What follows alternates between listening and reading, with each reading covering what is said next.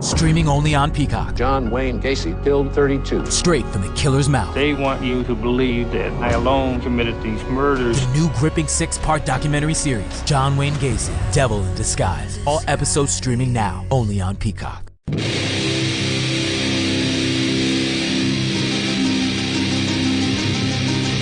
10, 9, 8. Ignition sequence has started. 6, 5, 4, 3, 2, 1, 0.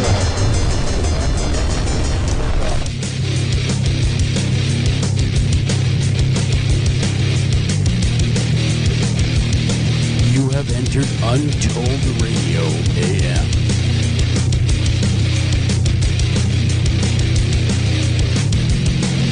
And now broadcasting from a secret location, your hosts, Joel Sturgis and Doug Hajicek. And welcome to this edition of Untold Radio. I'm your host, Joel Sturgis. Right along with me, Mr. Doug Hajicek. A big show on tap for everybody tonight. We're having Mr. Juice himself, the doctor. Dr. Juice is in the house. It's going to be interesting when we have him on. Bottom of the hour coming up here. You're not going to want to miss that because, I don't know, I did not know that Bigfoot and Lady Smells went together at all. But I guess at some point we're going to find that out, right, Doug? Yes, we are. We got some stories, and so does Greg. I am waiting to hear that, and it will be good. But we got a lot of stories to get to of our own first before we could tell those stories. Am I right? I'm right. So I did not know this. You shipped this over to me this morning. An interesting news story that regular chili pepper consumption could help you live longer. New reviews say this. Okay, now I've heard this theory before. That if you eat a lot of chili peppers, you're going to live longer and be healthier, that whole thing. Regular consumption of chili peppers is associated with significant reduction in all causes, cardiovascular, cancer, and it promotes longer lives. Did you know that? Yep. I did know it. I did. Okay. I knew it. I just knew it instinctively, Joel. That chili peppers. Anything that burns your mouth, it's got to be good for you. It burned your eyes. Well, chili peppers kind of opposite. That is true. I mean, but here it goes on to tell us that chili peppers are well-known anti-inflammatory, antioxidant, anti-cancer, and blood glucose. There we go. Spit it out there. Has effects lowering that. Capsaicin is all around good food for you. It can be mild or it can be intensely hot, but evidently the more capsaicin, the more the benefits. But the capsaicin is what makes it hot, though, Doug. Yep. It's gonna Did burn you ever ya. see these chili eating? Did you ever see these chili eating contests on YouTube? I have. You have? I have, but It's they all insane. look like they want to die at the end. Like it's No, not but going I to prolong cannot their life believe- at all. They're going to die from the hot chili. But they eat a bowl. They eat an entire bowl. Pounds of these hot peppers. And they keep going hotter and hotter and hotter. And it's just insane. Hell, Could you they're do going it? to, I mean, those people will be immortal. They'll be immortal. Could you do it? Could you eat that bowl of chilies for a better life? No. Nope, No. I can barely get through Chipotle. Really? Bar- So no I spice love for hot. you. Yeah. No, I love hot stuff, but I can barely, you know what I mean? By Yeah. the time I'm done eating a bunch of chili peppers, I'm done. I'm not going Are to you just a- keep on eating. Are you a jalapeno man or are you a little more spicy like a ghost pepper? I'm just kind of like, I like jalapenos. Yeah. I like peppers of all kinds, but to the point. I mean, I had a guy came over one time, and he had some African pepper, and he said, if you just put the tiniest piece in your mouth, you're gonna die. And I did, and it was unbelievable. I couldn't comprehend what this little tiny piece did to me. My eyes were watering, my mouth was on fire. Oh, it was crazy. It doesn't sound good at all, Doug. It doesn't sound good, not one bit. Anything that burns you and burns your eyes, and you're using mace, right? Mm-hmm. Got to cure cancer. It's got to make your heart better. So what you're saying is I should be using pepper spray as breath spray, and I'll live longer. Yeah, well, yeah. Give myself a little squirt in the little mouth once in a while. It'll kill that bad breath. Well, it'll kill everything, but including your tongue. Oh my good Lord! Because I have ingested like a ghost pepper. I have. I have ingested habaneros, of course, like most people. But those ghost peppers, they'll get you. They are hot. Habaneros are mild. Yeah, but ghost pepper is not. That's right up there on the Scoville. That is so hot. You're saying, how hot is it? Yeah, it is so hot, my teeth want to run out of my mouth. Oh. It was so hot that, let's just say, the other end, later on when it was coming out, burned too. You got to do the pat.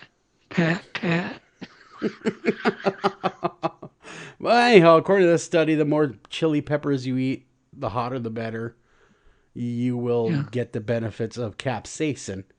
But now, there are tablets I know on the market, capsaicin tablets, that you can buy and just take without having to eat the pepper. And I wonder if they're just as effective. I don't know why not. You'd think so, anyway. Capsaicin is capsaicin. The only thing is, it's bypassing, your mouth and just going right into your stomach. Where it can't hurt you. Right. Where it doesn't do the damage on the way down.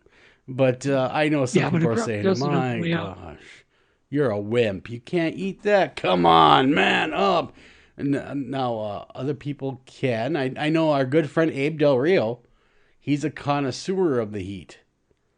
I have seen him eat some peppers that would make me cry, and he doing just fine with them. So it is one of those things, isn't it? So, Doug, I got to ask you, how do you feel about moving on to the next story here that we have in the old hopper here? How mysterious monolith. Yeah, that's right. We talked about last week. We're talking about again this week. Just disappeared overnight. It wasn't aliens, I can tell you that much. A photographer said 4 men dismantled the mysterious shiny object that has captivated the country. 2 Utah residents said that they took part in the removal. It was, evidently, that moving along, they say it was pretty most standard. They just watched it grab it and snatch it and drive away. What do you think of the monolith? I know that we talked about the monolith. I think it looks really good in my living room. I think the monolith would look great, a great conversation piece, right in your backyard. Yeah, no, it's there. It's already there. It's already there. You hired the people that went out. No, how do you know I wasn't there personally? I did mention I was going to grab it last time we were on the air. You did, and then it just kind of disappeared, though, as soon as you said that. Yeah, it's amazing, isn't it? Yeah, because it was only there 10 days, the monolith. Yeah. Yep. It showed up, it left, it's gone. I've only had it for 4, so. Well, and are you enjoying it right now? Are you polishing the monolith? Yeah, it's good. I can see it right now. Looks good. Oh, well. I'm going to collect. I'm planning on collecting them. I'm going to grab the one off the Mars moon. I would. Phobos or Phoebus. I would. Yeah. Yep. Is that right next to the face on Mars? Remember, forever they said there's a face on Mars. Yes, Richard Hoagland. Yep, the face. Yeah, it sure looked like one, but anything can look like a face. And there's allegedly pyramids there. Yeah, those I'm kind of buying into. The pyramids. They look there. They look pretty damn good. I mean, they have not debunked the pyramids. Plus, not yet. They are lined up similar to the ones here. So I wonder if we can get some more high-res film taken of Mars. Maybe some higher resolution that would give us a hand in figuring out whether these pyramids are the legitimate article or whether they are just formations that look similar to what we have here. Yeah, obviously they could be. They could just be mountains, but I doubt it. Just never know. I really do. Yeah, I really do. Yeah, there's something to it. No, it's definitely strange. I've seen the same formations that you're talking about and studied them quite a bit, and they're there. I once had a government, this is a true story. I once had a government, I don't want to say what department, but I was doing a documentary and I needed some images. And of course, when you call the government department and you say you need images, they ask you, are you a taxpayer? And if you are, they pretty much have to give them to you, right? Yeah.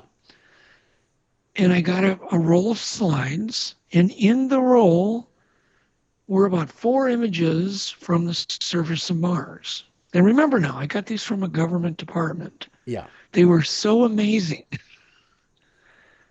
that I actually contacted people like Richard Hoagland to look at them. And, really? Yeah, they really were amazing. And what they were giant, artificially looking made crystals, right, that were stacked. Mm-hmm. Mm-hmm. And you could literally see the rover forearm in the slides. I got these from, a government agency, so I don't think they were hoaxed. Yeah. And the person I got them from was a crystal expert for the government. And I don't think I got them. I think I did. I think I got them by accident. They looked man-made. It sounds. And like I would it. imagine. Mm-hmm. Well, here's what I would imagine. I would imagine NASA sent them to him, right, to see if they were natural or man-made. That would make sense. What I deducted from all this. And then they shipped him. He accidentally, or maybe not so accidentally, give him to you. Yeah, no, I think it was an accident. I know it was an accident. Do you still have them? Sure, maybe.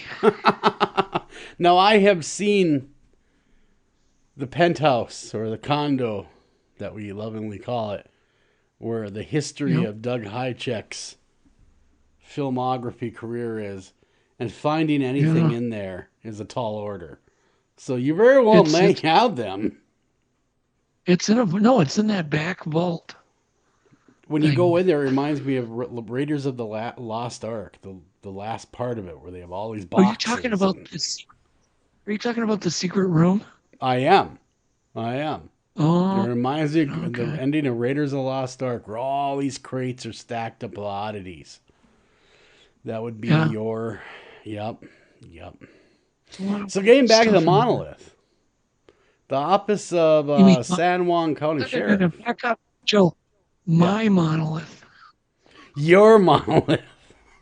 Let's get back to Doug's monolith that he has stashed somewhere in the world of Doug Hajicek, but it may well be one of the crates that he has stashed away. We just don't know it. I don't think he's quite ready to display them, but he will be doing selfies with it one day and posting those for the world to see, and maybe he'll even wear maybe we'll wait till the summertime so he can dress it up for different occasions. The monolith, like put a sombrero on it one day, or little things, little flares, little touches. Yeah. Okay. Or it might never see the light of day. You just never know. The office of the San Juan County Sheriff at first announced that it was declining to investigate the case in the absence of complaints about the missing property. To underscore the point, it uploaded a most wanted poster to its website, and rather kind of a joke version of, have you seen this, missing object, that whole thing. Really, they're not taking it very seriously, so it lead me to believe that the sheriff's department, I don't want to say is in on it, but was at least informed of maybe the removal of said monolith. And it might have been the owner to come get it. Yeah, Introducing Peacock, the new free streaming service from NBC Universal. It's hit movies, current shows, live sports, trending bits, and timeless hits. And that's why you can't not watch. Peacock. Watch for free, upgrade for more. Stream now at peacocktv.com. Law & Order SVU streaming now. Sure it was an art piece, or Doug's monolith now. But I'm sure it was an art piece is what it was. Because it looks a lot like the one in 2001, A Space Odyssey. No, it doesn't. I thought it did. No, it doesn't. It's the same color. The one in the film is black. I thought, no. Was it black? I thought it was gold. Where it shows at the end, it's got all the apes or whatever hanging around. Okay, well, anyhow, we'll digress from there. That monolith was made out of just sheet metal. It's like... The one that was in... Monolith is solid. Look, let's get this straight. A monolith is solid rock or solid steel. That thing was hollow. That is true. I mean, that's no it more was a of a knockoff. monolith than You're saying it was a knockoff monolith. Yeah, it was a knockoff. A cheap knockoff, to boot. So our guest tonight that we have... Do you have anything else? Well, I have the one about the possessed toaster, but I'm sure you don't want to go into that. What one? What now? What are you talking about? Possessed toaster, you say? Well, we got a story about one of those. A curious case of June O'Brien and her possessed toaster. If you had in your possession, Doug, a demonic toaster, would you tell anyone about it? Hell no. My toaster's demonic. Because no matter what setting you put it on, it burns your toast. As long as I made pretty good toast, I'd keep it. I mean, if it worked well, I wouldn't care how demonic the thing was. If it worked, that's all that would really matter. Is it works? It works, right? but it burns everything. Well, back in the 80s, June O'Brien faced just that conundrum. You see, she had a toaster. Pretty ordinary 2-slice toaster that everybody has, except I own a 4-slice toaster, but hers is a 2-slice toaster. But she explained during an interview on the Today Show back in 1988. The toaster has a dark side, Doug. A dark side indeed. It only toasts the word serve Satan on it. Satan lives! And stuff like that. Oh my God. So, of course, she believed that it was possessed. This item's possessed. Now you, Doug, could possibly, from what I understand, my inside sources tell me that you could buy this toaster. It's probably a broken filament inside the toaster. It's probably crooked. I don't know. Have you seen the photos? I mean, that's pretty good. Satan lives right across the toast, emblazoned. So every time you make a piece of toast, it says... It will spout out a demonic saying at you. Like, every Satan time. lives, I serve devil. You know what I mean? Just different things. You never know what's going to spit out. Okay.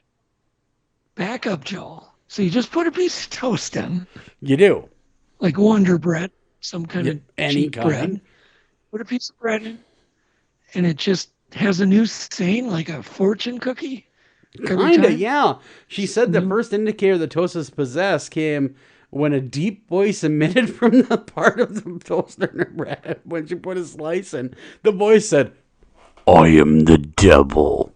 From then on, it was a special kind of kitchen nightmare, she says. Asking if the toaster was still possessed. No, multiple times. Multiple times. Asking, all it takes is once. Really? Come on. A toaster shows up at my house and says, I am the devil. I am running away. I'm not even messing around. It only has to happen once. Look, mine says, I'm going to burn your toast. This one, of course, says, I am the devil. And so, and that's enough.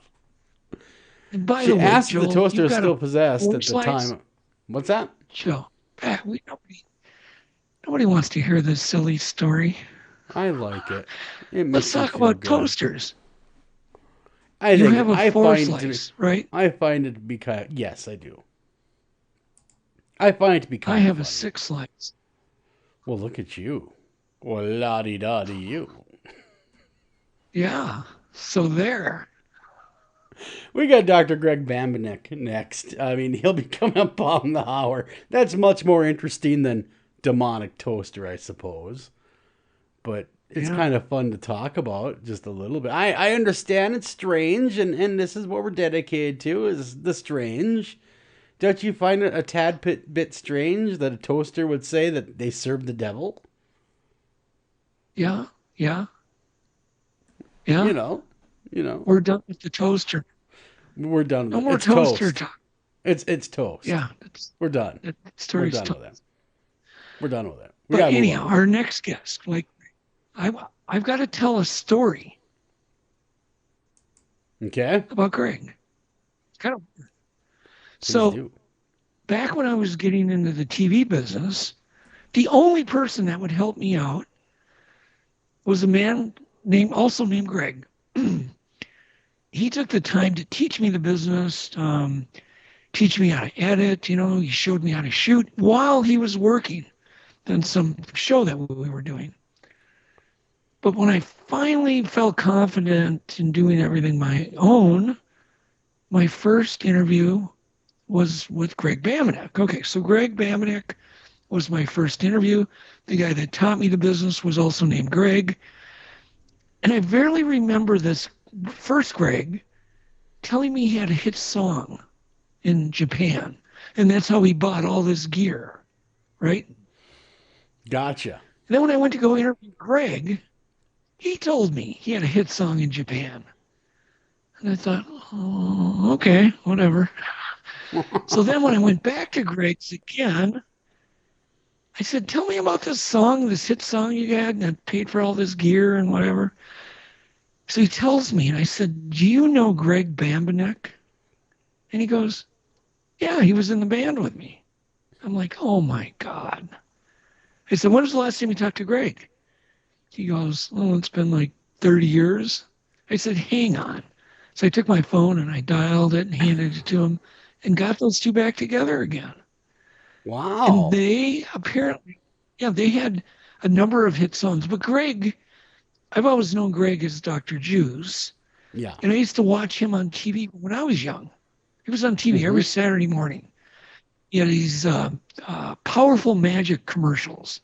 They just played and played and played all day Saturday when you were watching the hunting or fishing shows. Yeah. So Greg was to me, he was like an idol, But he is like one of the smartest people I've ever met. He's done tons of projects with me. And I thought, God, what a great night tonight is to share some of his weird knowledge on weird things. That'd be fun. That's awesome. Now, what music did he? I mean, could you play a snippet of the song, maybe that he's known for? Sure. So we can jog because it was Michael and the Messengers, right? Yes, correct. Michael and the Messengers from the '60s, but I think one of their songs was a big hit in the '70s, and in just Japan. Yeah, the Midnight Hour. Yeah, okay, so I'll play this. But I got to get my mouse over to the next. Remember that thing I was talking about where your mouse will not go to the other screen? Yeah. Bam, okay, there it is. Hold on here. Okay.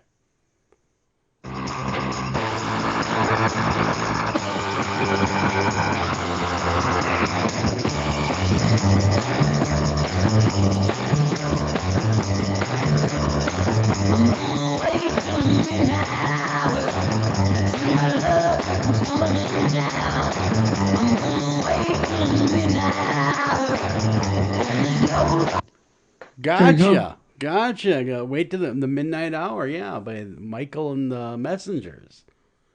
That was big in the late 60s, early 70s. Yeah, I don't even know the year, actually. Don't know.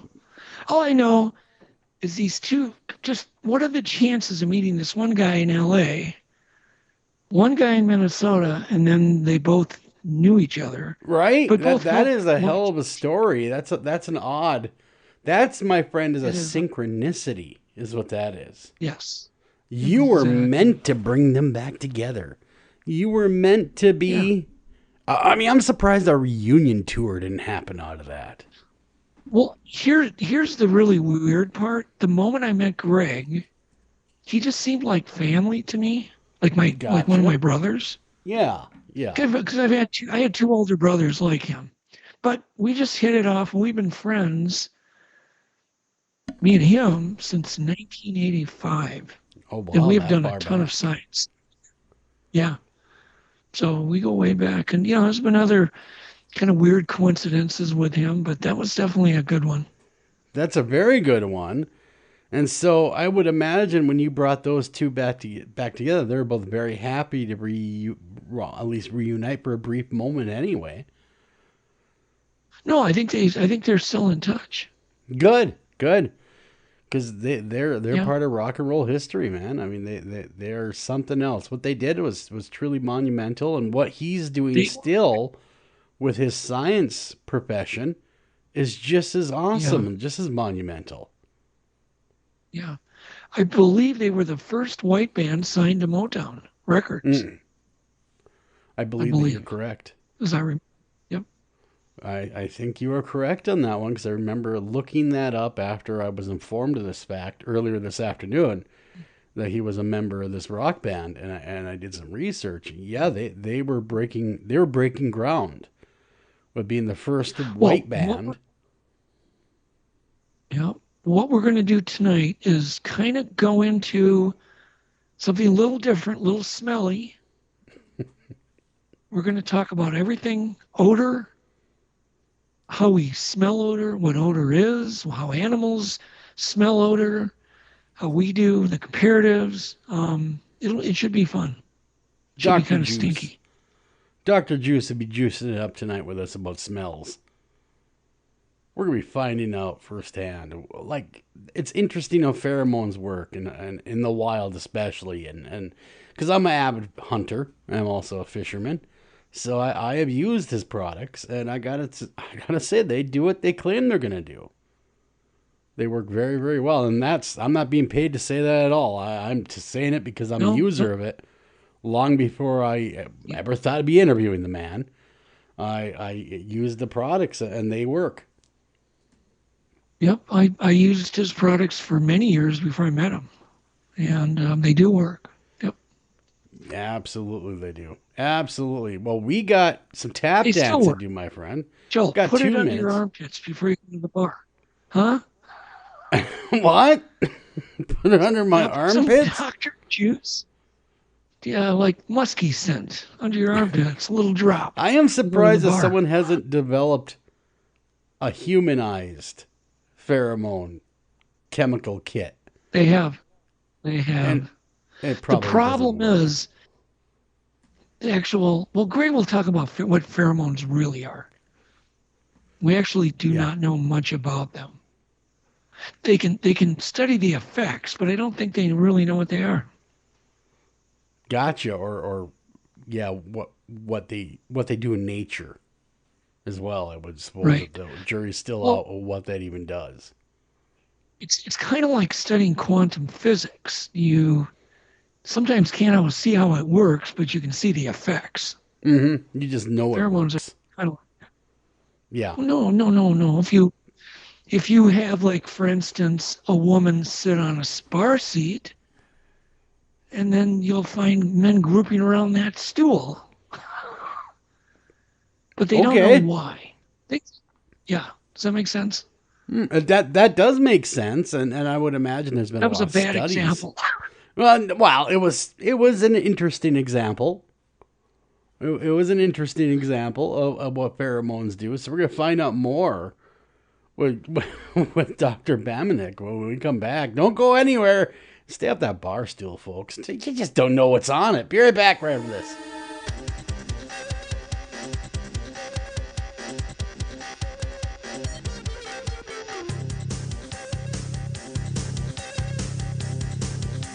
I do not. Hi, Tom Bodette. If you can hear me, then you have an internet connection, which means you can do cool things online, like listen to streaming radio, obviously, or watch a video of a monkey washing a cat. Let your freak flag fly. Or you can book a room at a great price at Motel6.com. Isn't the internet wonderful? Everything you want right at your fingertips, and whoa, did not need to see that. I'm Tom Bodette for Motel 6, and we'll... Streaming only on Peacock. John Wayne Gacy is suspected of having killed as many as 32. Straight from the killer's mouth. They want you to believe that I alone committed these murders. The new gripping 6-part documentary series that investigates the crimes that shocked the nation. The thing everybody thought they knew wasn't the whole story. John Wayne Gacy, Devil in Disguise. All episodes streaming now. Devil in Disguise. Only on Peacock. leave the light on for you. Unexpected reactions to smart financial decisions brought to you by feedthepig.org. Well, I finally did it. My student loan is totally paid off. I can't believe it. I can't believe it either. I paid more than the minimum each month, and soon enough, it was gone. So you're just giving up? Giving up on what? The life of luxury. Egyptian cotton, caviar Thursdays, designer everything. What are you talking about? Our plan. What happened to winning the lottery and mastering the art of the perfect mimosa? Hosting galas, wearing enough jewelry to require a bodyguard, vacationing in the French Riviera, and then buying it. I just thought maybe it was time to prepare for my future. You know, set some financial goals, make some smart investments, open a 401k. Financial goals? Investments? A 401k? You are horrifying right now. Listen, if winning the lottery were easy, everyone would do it. When it comes to financial stability, don't get left behind. Get tools and tips for saving at feedthepig.org. This message brought to you by the American Institute of CPAs and the Ad Council. Northern Tool and Equipment. So me and the boys head out to tailgate today and find some other fans in our spot. Well, it happens. Cheering for the wrong team. Oh, this is war. Even worse, they've got this couch set up and everything. A couch? Yeah, it's sectional. All right, first thing, don't ever use the word sectional again. Done. Second, I want you to grab a 4,700-pound tow chain with J-hook and grab hammer. Throw that on the back of your truck. Got it. Now you're going to Hail Mary the J-hook over the end of that couch. Time to find a better spot for your new friends. That should do it. There's no problem a little horsepower can't solve. Northern Tool and Equipment. Taking a family of 5 to the amusement park can cost a small fortune. Oh, yeah. So to save some money, we thought, hey, let's bring the amusement park to us. Yeah. Go ahead. All right. Step right up, young man. Are you ready to ride the wacky waterfall? That's just the bathtub with the shower head running. Nope, it's the wacky waterfall. It's the shower, Dad. Waterfall. Wacky. There's an easier way to save. To get a free rate quote, go to geico.com. Then buy online, over the phone, or at your local Geico office. Green light. Hey, girl. School zone. I'm getting hungry. Car changing lanes. You want to meet me for pizza? Stop sign. Intersection clear. Yeah, street. Pizza sounds good. Ballin Street? Girlin Street!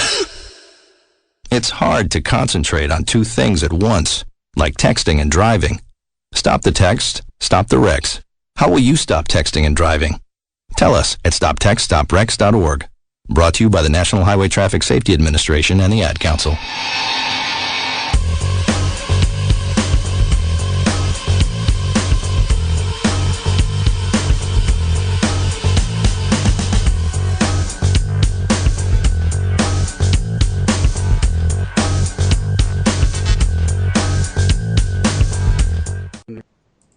And welcome back to Untold Radio. I'm your host, Joel Sturgis. Right along with me is my co-host, Mr. Doug Hajicek. First half hour, we had a whole lot of fun talking about the news of the strange, as it were. Boy, did that monolith, it's got some legs. It definitely has some legs. But now we're going to be shifting gears as we have Dr. Bambenek on with us. Better known maybe in the world as Dr. Juice.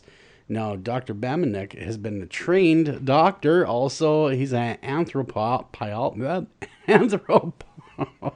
Okay, let me do that again. Anthropologist. Wow, I'm slaughtering words tonight. Just Psychiatrist. There it is. Entrepreneur, pioneer in the study of basically the smell, the animals, pheromones, the smells the animals are putting out. So we would like to welcome him to the show. And boy, I cannot say that word tonight to save my life. So I do apologize, Doctor. Yeah, well, thanks for having me on. So, tell us a little bit about yourself. I mean, you know, how you got into, we discussed a little bit before you came on the show about your musical career.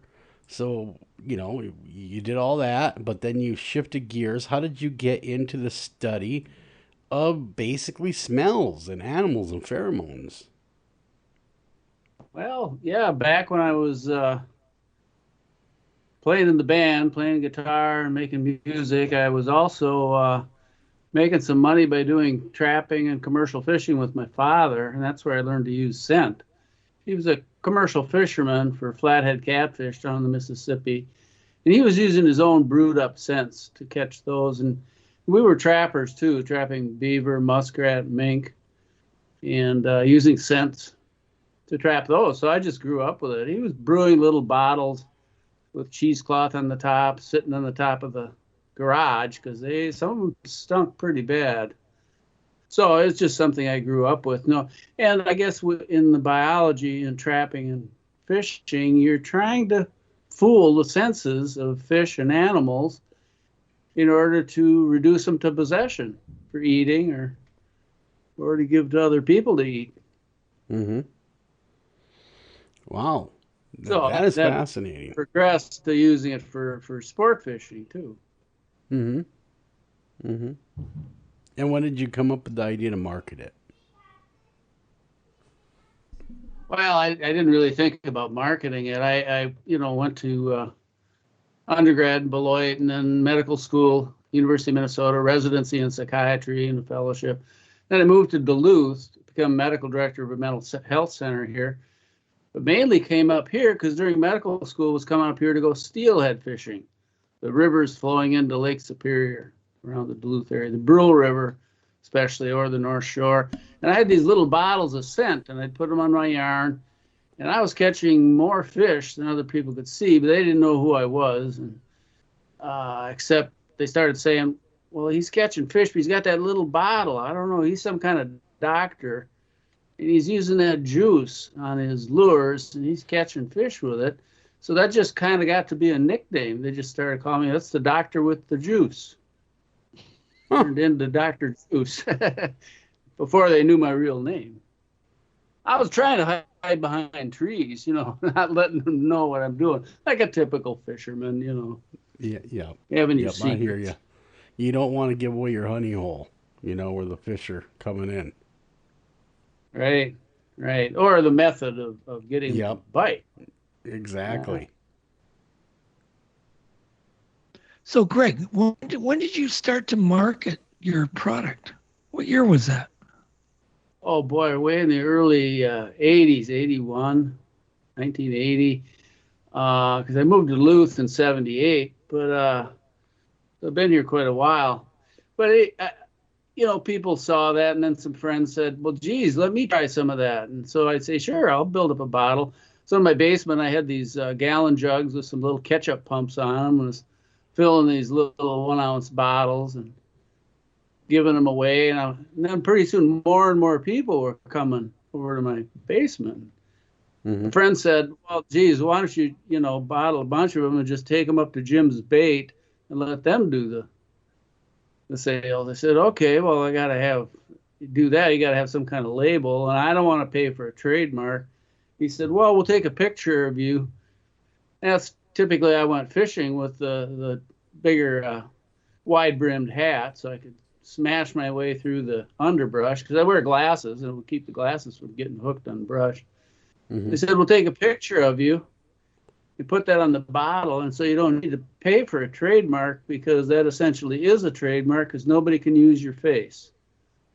Like Smith Brothers cough drops or Colonel Sanders for the chicken. And so I did that and then put it up at Jim's Bait, and it started selling, and people were using it, and it was working catching fish, and that's kind of where it started.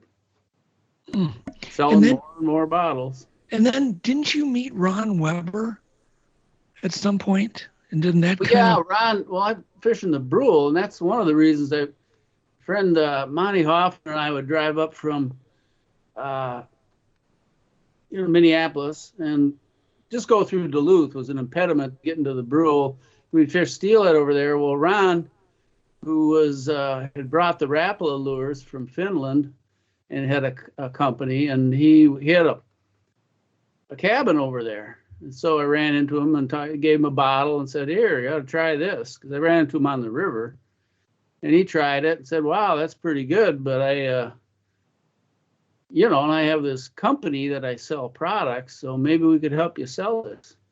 So we started up a partnership, and so sold through him for probably 35 years. It was under the Blue Fox label, which is part of Dornbach Rapala.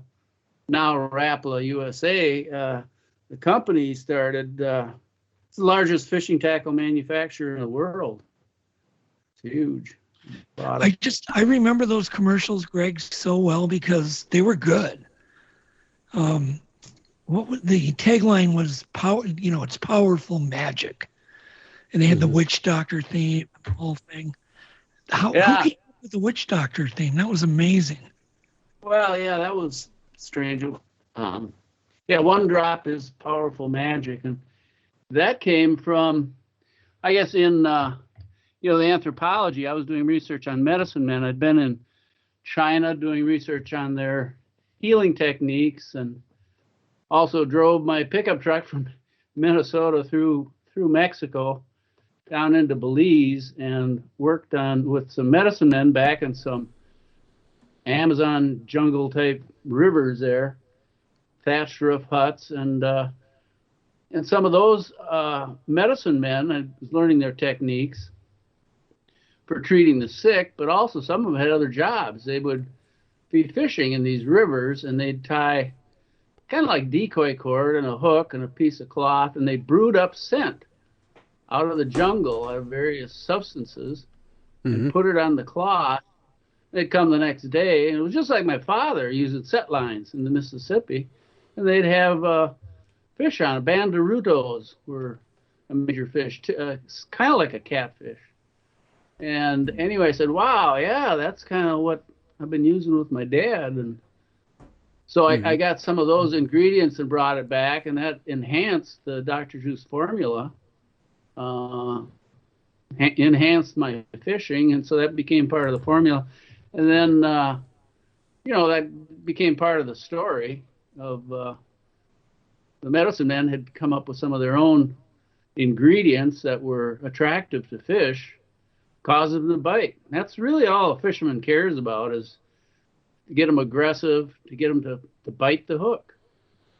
So that's where the medicine man, and I had a good time studying some of they were using some psychedelic drugs to enter altered states of consciousness to do their various healing techniques on illness. One of them was malire, or the evil eye, and they would treat them. And that's a whole nother story of their methods, which fit with modern psychiatry in that they were using a lot of basic techniques. They weren't using antidepressants, but malire has got a lot of symptoms that Western psychiatrists would call depression.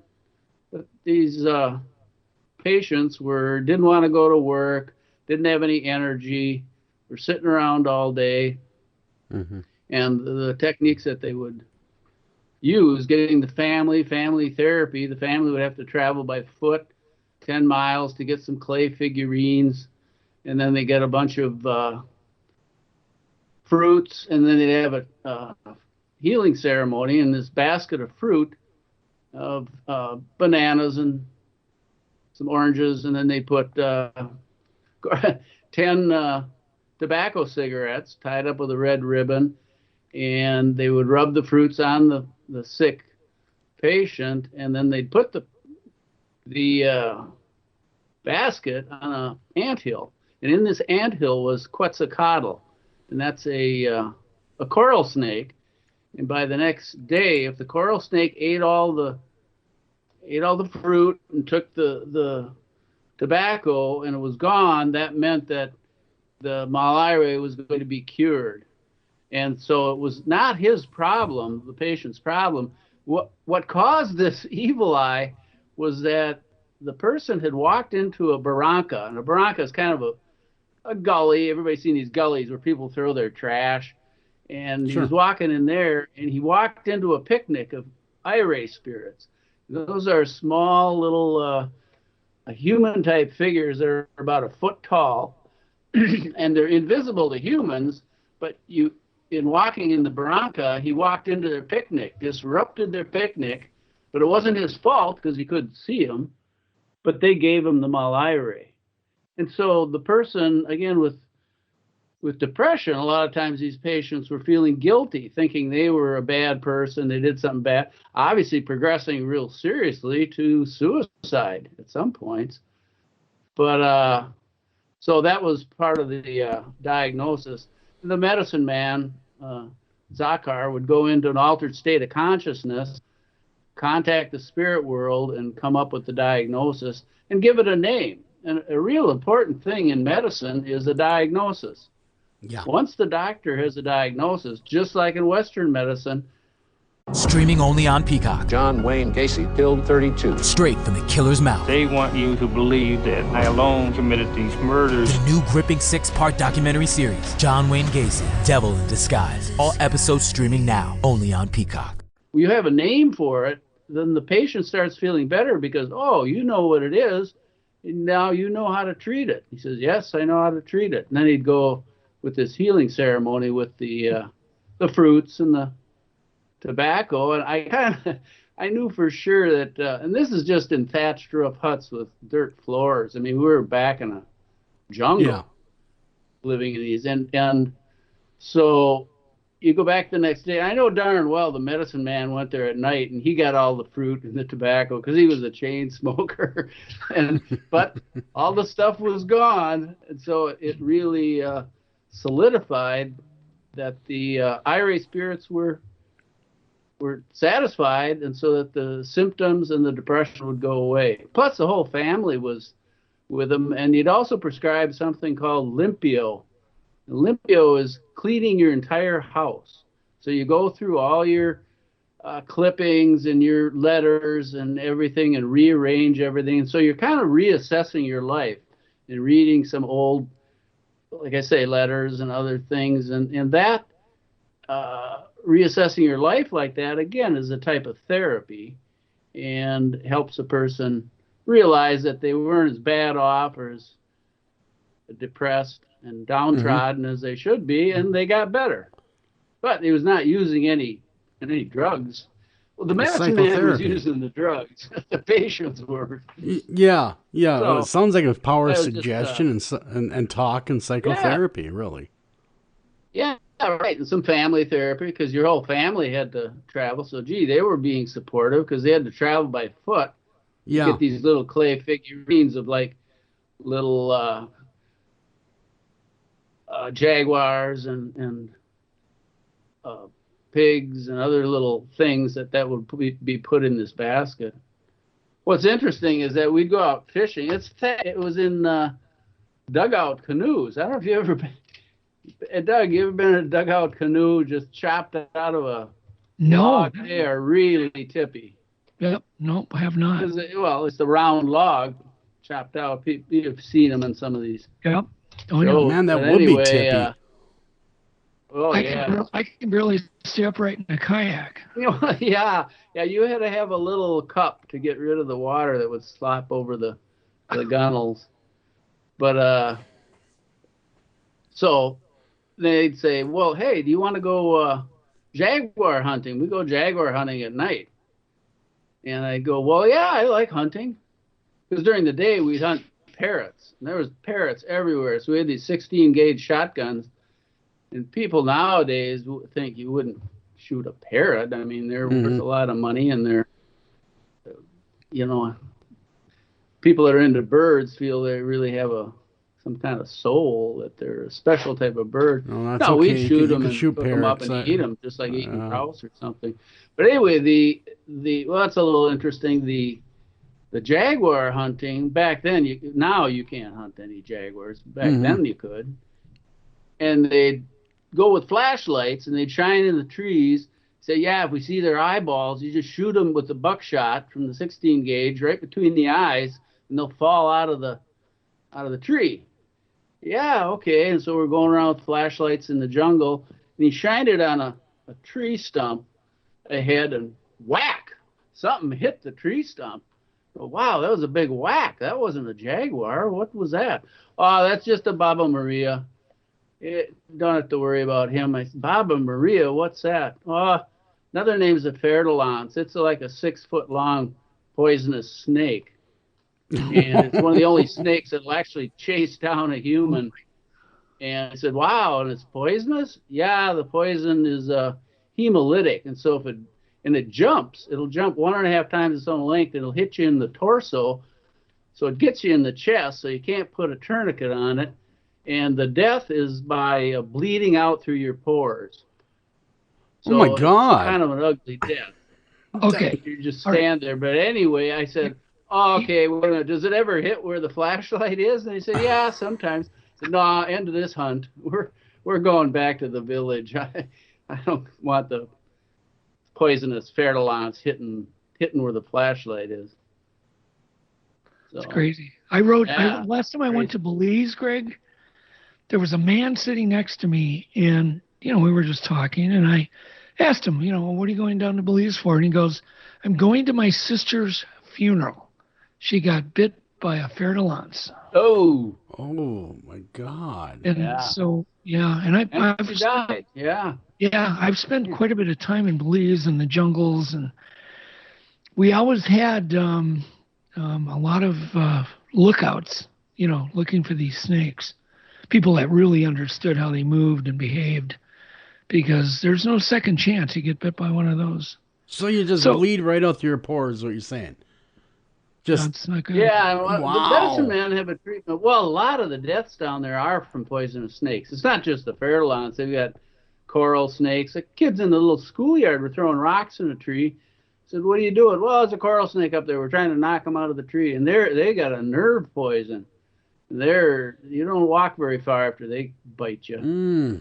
It hits your nerves. That's a neuromuscular poison. But yeah, it's actually bad stuff. The Thatcher Putt was down there with a girlfriend in the house next to us. The man had died the 2 weeks before. He had 2 little kids. And well, how'd that happen?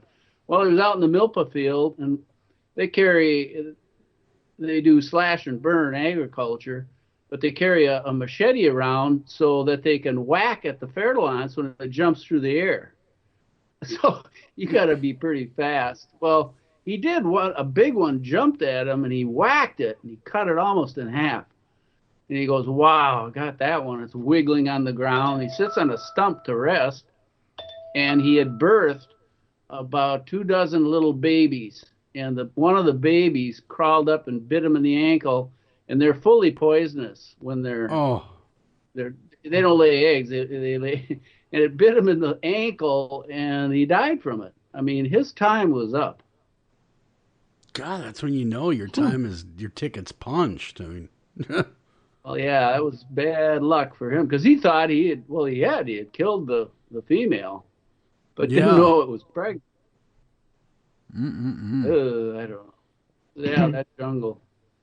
So, Greg, I want to talk about smells and odors and perceptions of smell. So when we smell something, are we really breathing in molecular material? The actual, the odor, is that, if we smell rotten meat, are we actually breathing in rotten meat? Yeah, it's actually the molecule. You're right. You're right about that, Doug. It has to be a volatile substance that goes up in the air to be able to smell it. Vision and hearing is at a distance. That's, photons coming, and we can see what's going on, watching television or seeing danger coming, a bear or a jaguar's coming at you.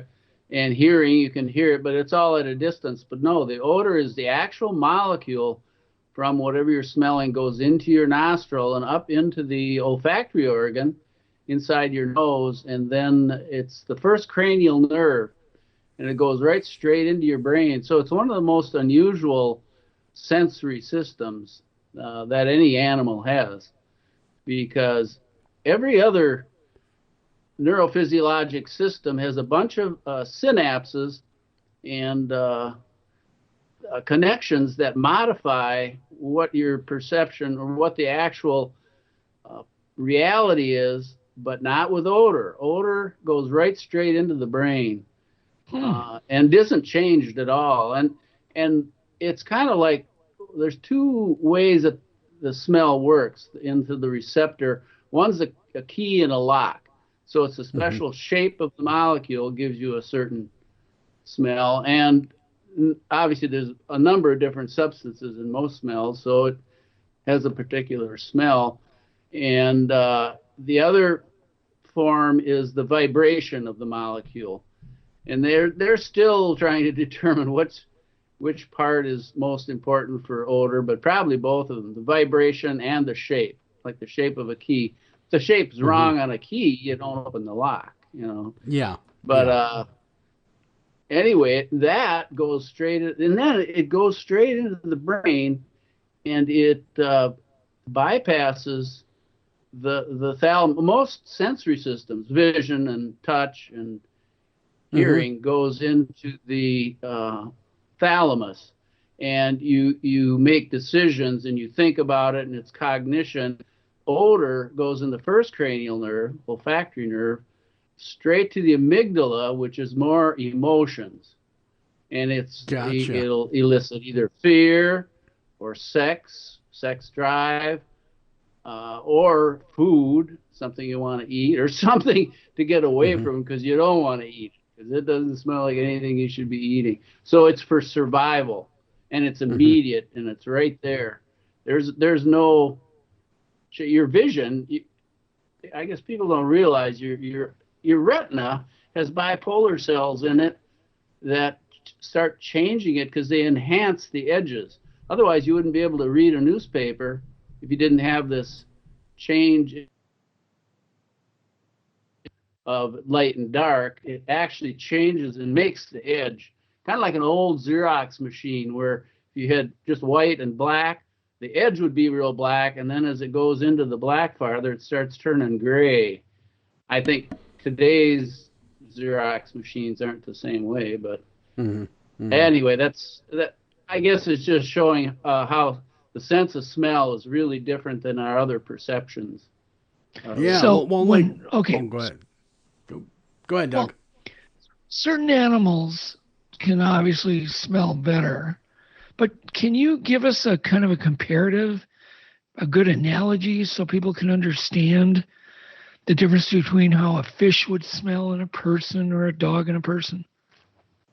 Well, yeah, there are great differences. I mean, most people realize dogs smell way better than humans. They smell about 1,000 times better. One of the ways to tell, I mean, there's a bunch of differences in their olfactory system, but one is the space, the area of the olfactory organ. In humans, if you spread it all out from inside of our nose, it'd be about the size of a postage stamp. If you did that to a dog or any other animal that has a large nose like that, it'd be like the size of a newspaper.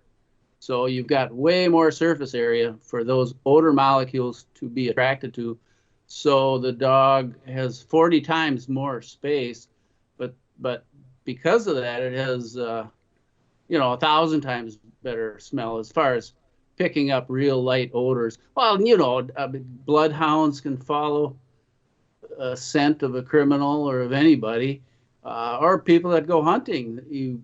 Following a pheasant or a grouse through the woods, we couldn't smell that way to follow an animal like that, but they can. And they can, like a bloodhound can tell the difference in what individual person they're following. Even if they go through a whole group where a bunch of people have been walking, they'll still follow that individual. It just seems supernatural. It kind of is, yeah. Yeah, they can pick that scent out in a whole bunch of different scents. They can key right in on that. I mean, that's really a super ability.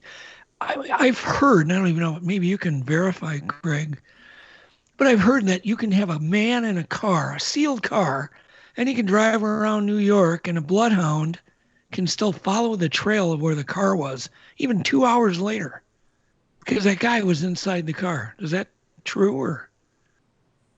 Well, yeah, if the window was open a little bit, I guess, you got to have some, well, obviously there's always air coming out of a car somewhere. And what it really is, like bloodhounds are following little particles of skin that are always coming off of us. You'd see it like in your sheets. There's a little, and you don't really know them. They could be microscopic, but they lay down on and make a trail. And also with a car, if you've got a specific tire that drove through some mud somewhere and they key in on that, or a certain type of rubber, and it's a Goodyear tire or whatever, they'll follow that because they've been trained on it. Crazy. Yeah. Well, how about a fish? How well does fish smell? Obviously, I guess they smell real well.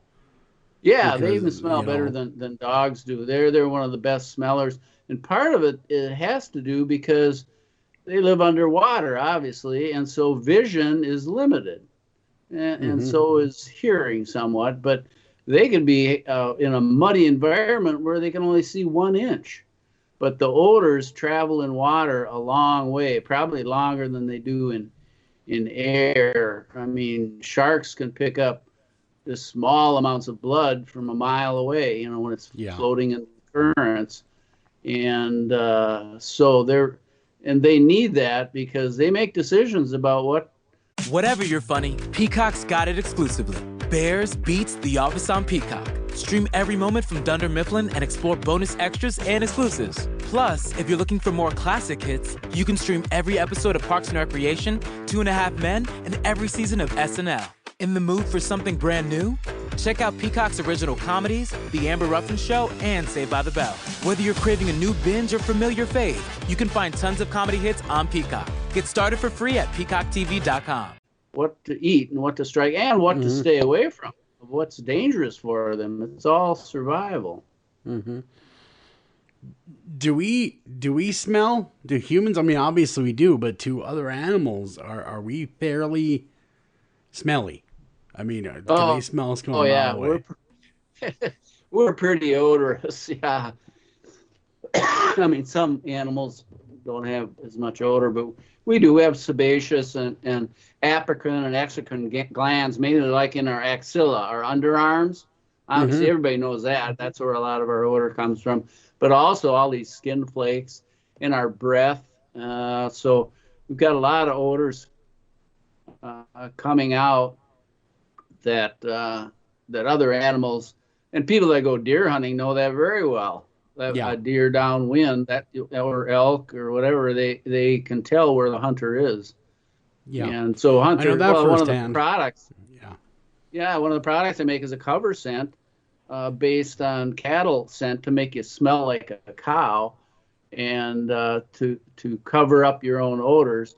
And for fish, what they smell is not airborne smell, but oily and amino acids that go off into the water.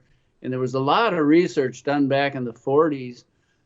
And what they determined was that it's the smell of mammals that are most fearful to fish. And they did this out in the Stamp River in British Columbia, and where they could watch coho salmon coming up some ladders. So they'd count them. They tested 50 different substances by putting little amounts in the ladder to see if it was going to repel them. And they tried Brasso and oil and suntan lotion and gasoline, and The only thing that really repelled them was 1 centimeter little pieces of human skin, of a bear paw skin, and a seal skin. And they'd put those in the water. Those fish would jump back down, and then and never come back up while that little piece of skin was still in the water. And when they took the skin out, it would take 15 minutes without the odor in there. Then they'd start ascending up the Stamp River, the ladder again. And so then they started doing more research and pulling it apart. What is it in human skin? And they found out it was an amino acid called L-serine. So L-serine was the main culprit of because, you know, oil and gas, that comes out of cracks in the ocean, or it's natural. Other things, suntan lotion, gasoline's coming out of motors. It's in the water, but that doesn't kill fish. You know, that's not a direct threat. But a bear in the water, a human in the water, a coon in the water, there is a direct threat. If they swim into that, boom, well, and they swim into it and they get eaten, taken out of the gene pool, and after natural selection over thousands of years, they're all the ones that weren't afraid of serine are taken out of the gene pool, and the only ones left are the ones that were fearful of the serine. And that's something fishermen's got to know about, because some fishermen produce way more serine than others. And a lot of people know that. You get in a boat with somebody and, no, you got bad luck. You're not touching my bait. I'm gonna bait my own fish. Or somebody's using exactly the same type of lure and bait and line and can't catch fish, and other people are catching fish because they're touching the line. They're touching their baits, getting the fingerprints on it. Does it matter if you're wearing latex gloves? Can they still sense that? Oh, no, that would help a lot. Okay, that would help. Yeah. So there's no... Yeah, that would help it. And washing your hands help it. And I make a product called the Dr. Drew's Hand and Lure Cleaner, because I came up with something even better. It's got oxidizers in it that actually specifically break apart the serine molecule. They cleave it into 3 little pieces. Well, now it's not serine. It's not smelled as serine. Well, because it isn't serine anymore. And that is an immediate reaction. You take it off your lures, your hands, and that's a way to eliminate it. And now you have none of this repellent odor. You do that before you put on an attractive scent. Interesting. Okay. Or the scent that you're using anyway. A minnow, a worm, they have their own odor. And that's what you want. You don't want a human repellent odor. You want the prey odor. You don't. I mean, what they would be eating, not your odor, which is the predator. Correct. Yeah. No, because they're looking for something to eat. I mean, that's one of the main things they're doing. And the other thing they're looking for is spawning, sex pheromone odors, and that's how they find their mate. And that's how they find their rivers. The salmon and steelhead are well known for swimming up and finding their own river where they were born. Not them, but they're the young of the year that are still up there giving off odors. And so it's just molecule by molecule. I mean, you take a look at the steelhead and salmon swimming around the Pacific Ocean, going up the Columbia River, up the Snake and up the Clearwater, the Selway and the Loxa. They get up all the way thousands of miles up into Idaho, and they go right back to the little creek where they were born. You know, that's amazing. Is that because they're smelling? I mean, they're bonded into where they were born, and they smell that, or are they using directional location, or is it just smell? Well, out in the ocean, they're using directional because they have some magnetite crystals, and they probably use some magnetic bearings, because when they're over by Japan, they're not smelling the river, you know. But once they get in the river, they're smelling, and they're not smelling. What they're smelling is the young, and it's their maybe grandkids. Conspecifics are called. It's their own genetics that are living high up in here. One interesting thing that shows the power of that is there was way up in the mountains in Idaho, there was one branch of a river way up there that was getting a bunch of, this was Chinook salmon. Was getting a bunch of them, and they're catching them in a trap. They got traps, the DNR fisheries, and the other river didn't have many. So they said, well, let's take some from here and move them over the divide. We'll take them, put them in our water truck, and move them over this other river over the mountains and put them in there. Now they'll start to spawn in there. So they did that, and they didn't stay there. What they did is a week later, they'd catch them back in the same trap over in the first river. What they did is didn't like the river they were in. The smell was wrong. They backed off, went all the way back down until they got where the Y was, where the two rivers came together, and said, oh, here's where we should go. So they went back up the same river, got caught in the same trap. They did it again. The fisheries people, they'd take them in their truck. Ah, geez, they're back, because they had tags on them. We'll take them over there again. But they kept doing that. They did it 3 times. Said, wow, this is a waste of gas and energy. They don't want to be in that river. They want to be here. And so forget this idea. Crazy. Yeah. So what mammal can smell the best? What mammal? And then what fish is the best sense of smell? Yeah, the mammals, it's the canines are really good. Dogs, well, we know that from the bloodhounds and the cadaver dogs. But and actually some other mice are very good. I mean, humans aren't as bad as we think. I mean, they're not as good as dogs, but they still we can tell. Just recently I found out we can tell the difference in 1 trillion different kinds of odors. Unbelievable amount of differentiation. But and then actually some worms have as many olfactory receptors as some mammals. So wow. Yeah, there's a big difference. And fish, some fish smell way better than others. Some that live in very clear water that's always clear don't use the fish, and the ones that don't migrate as much. The fish that is the best smeller by far is the American eel. And that's kind of a strange story. It's born in the Sargasso Sea off Cuba, where they spawn, the big silver eels. And there's the little elver. It looks like a leaf, and it just floats in the currents. And some of them could go toward France, and they float around up in the Atlantic and get bigger, and they turn into a little glass eel, but they're looking for fresh water. They live mostly, so they go out of the salt and they go into the freshwater rivers, and now they go on a feeding spree, and they travel. Actually, they end up here in Duluth, in Minnesota. They get to Minnesota 2 different ways out of the Sargasso Sea. They go up the St. Lawrence Seaway all the way through the Great Lakes and come up Lake Superior into the St. Louis River. And I'll catch them up in the St. Louis River. And they also go in the Gulf and come up the Mississippi, and I catch them down by Winona. And they're getting bigger and bigger. Wow, they got time, too. They live 30, 40 years. Oh, they wow. Got time That is travel that's a long that living. far. Yeah, that's a long living spawn, fish, so to speak. Yeah, but to spawn, they got to go back to Cuba.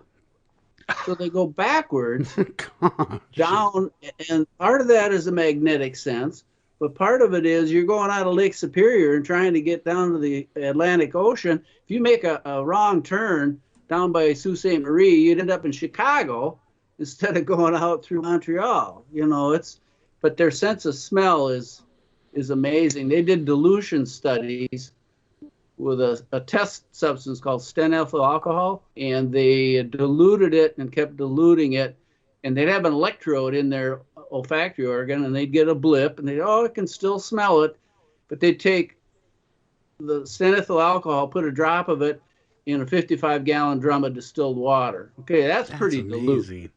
Well, they could tell that. So then they'd take a drop of that 55-gallon drum, put it in another 55-gallon drum of dilute water, distilled water, and they'd still tell that. So they go through a number of these 55-gallon drums, so you get real dilution until they couldn't smell it. So what they determined was it was like 1 billion to 1. It was like a couple tablespoons dropped into Lake Erie. They'd be able to smell that dilution. Wow, that's amazing. That is amazing. We're talking with Dr. Greg Bambenek tonight. And one thing I got to ask you is I remember when I was a kid, in the back of the comic books, they always said, attract women with the power of pheromones. Any truth to that? What's attracting people to each other? What's going on with that? Oh, yes, I think people are attracted. There's lots of research on that, but to find that they're still working on that, and they have found some human pheromones, and one of them is with driver women that will synchronize their menstrual cycles if they live together and smell each other, and they did that with little pieces of gauze from an underarm, and then they'd put it into somebody who wasn't living together. Their menstrual cycles would come together, and that's by the sense of smell. And so Winifred Cutler was one of the first ones years ago doing that research, and still sells some of those pheromones, androstenone, and some of those. And there's people that purport that it helps with finding mates. But also, I did some research too with T-shirts that we had. Osmic Research T-shirts where people would wear them. This was married people, use them while having sex, and then we'd extract high-pressure liquid chromatography, try to determine what are the pheromones. But some of the research is that they've taken a genetic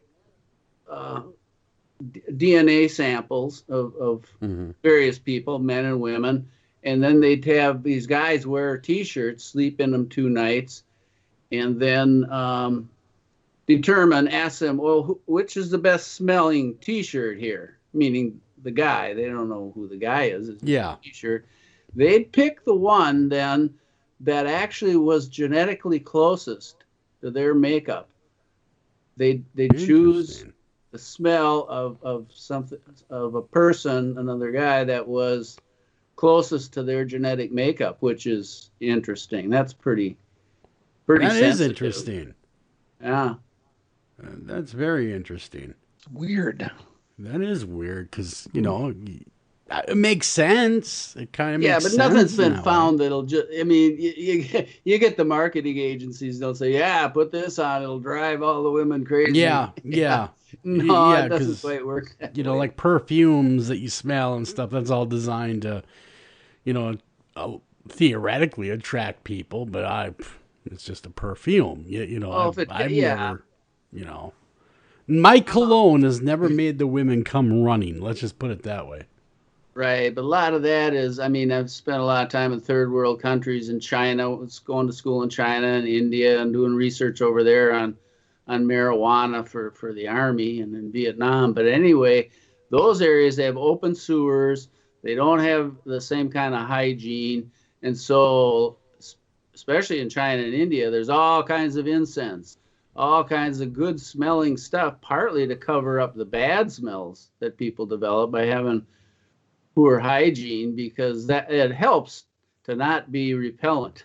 First off, not so much the attraction. Yeah, and we do that too. That's a big market. Come on, underarm deodorants and perfumes. Yeah, it's too. Well, you definitely don't want to offend. Right. First off, yes. First, don't do any offense. Exactly. So, Greg, is there one smell that's just like the worst to everybody? Like some universal stink that just even, mammals hate? Oh, yeah, Doug, I know what it is. What? It's Uranus. No, that sounds funny. That was definitely a dad joke. Probably doesn't sound funny to you. No. I'm talking about the planet. Oh yeah, sure. Okay. Yeah, the planet Uranus is covered by clouds of hydrogen sulfide. And on Earth here, hydrogen sulfide is the smell of rotten eggs. So that's pretty offensive to people. Okay. But it's the main gas that's on that planet. I wouldn't want to be in that. Nobody's looking to go to that planet. The joke had merit. Yeah, well, kind of. Good grace. You took it the wrong way, Doug. No, I just said dad joke. Yeah. Yes, but they never get old. There's other things though. Is one of the worst ones is a flower. What's it called? I've heard about the cadaver flower. Giant cadaver flower. I think. Yes. You heard of that? It's huge. I have. The flower is a yard across, and it mainly is to get what do you call carrion flies? Yes. To help get its pollen moved, and so it stinks like dead animals. That's decaying flesh. Yeah. That's the plant Joel has in his bathroom. I do. I find it to be very soothing. I did get it from the Jeff Dahmer collection of flowers. God. Yeah. Oh, geez. I had a pretty rude odor too. That had a company called Predex, and it was put the odor into these EVA tags that we put ear tags, and it was for lambs and calves, and it was a really strong odor, and it was a cover scent to cover up their odor, so the coyotes couldn't find them at night. And so it would make, and it was partly a bad human odor. But, and so I was selling a lot of those to the ranchers out in Wyoming and Colorado, and the EPA fined me. Well, they said they were going to fine me $100,000 a day if I didn't stop making it, because the reason was I was mitigating a coyote's rightful meal. And I go, no, I'm covering up their odor. I'm not. They said it was a repellent, and I didn't register it as a repellent. So they really fined me like $10,000. And I thought, well, ouch. I'll take them to court, because there was a little thing in the EPA law saying I have a right to a hearing in my own parish. And I figured, hey, I think that means St. Louis County. So they had to send judges from New York and Washington and these EPA guys. Really, right to Duluth. Yeah, and I actually won the lawsuit, but it took 2.5 years, and my business was done by then. The $100,000 a day for a pesticide registration is to stop companies like DuPont and these major Monsanto. You know, if they're making $1 million a day, 100,000 isn't much to them, but to me, I had to stop. A lot of money. Yeah. But anyway, I won the case, and now it's in the Federal Register, and it's been cited by 180 other cases of EPA law, and now they actually changed the whole law, and now you'll see on the shelves there's 30 substances. They said, okay, you can call these repellents, and it's covering shelves in Menards now. They can call it repellent. Back when I did this, if you called it a repellent, which I didn't call it a repellent, they said I was calling it a cover scent. Well, that's why I won the case. But you know, they realized, and it wasn't a harmful ingredient at all. It wasn't. They just kept them away. Yeah, covered up their odor, and it really worked. The coyotes. I said, well, no, it's rightful meal. It kept the coyotes from finding the lambs and calves because they'd eat them up. And the ranchers hated that, and they'd go out and eat mice or something. They'd find something else. You were trying to stop them from killing livestock. Yeah, exactly. Is what you were doing. And there's a lot of farmers, when I was growing up as a kid, because I grew up in a farm community, they used all sorts of ways to repel those things, and a lot of times it was a shotgun. Well, see, that's a legal repellent. Hot lead. Yeah, or a right? Steel trap. Or steel fence. Yeah, that's okay. But not a chemical. Not a harmless repellent. Oh God, no, we don't want you using that. But you can shoot them. You see, you can shoot them. Right. Well, don't they use bombs to basically blow them up too? Yeah, probably that's not illegal. I don't know. Jesus. Yeah. Yeah. The wonders of government. Well, yeah, when I was out there at some of these, doing these talks, some of these old crusty ranchers are going, yeah, this is a good product, man. It's working. And all you do is clip it on their ear, and it lasts for 6 months. And said, you just wait. The government's going to stop you. Anytime there's something good like this, the government. And I didn't even know what they were talking about. I said, what do you mean? No, I make cover scent for deer hunting. And deer are a pest, and so you could call that a pesticide.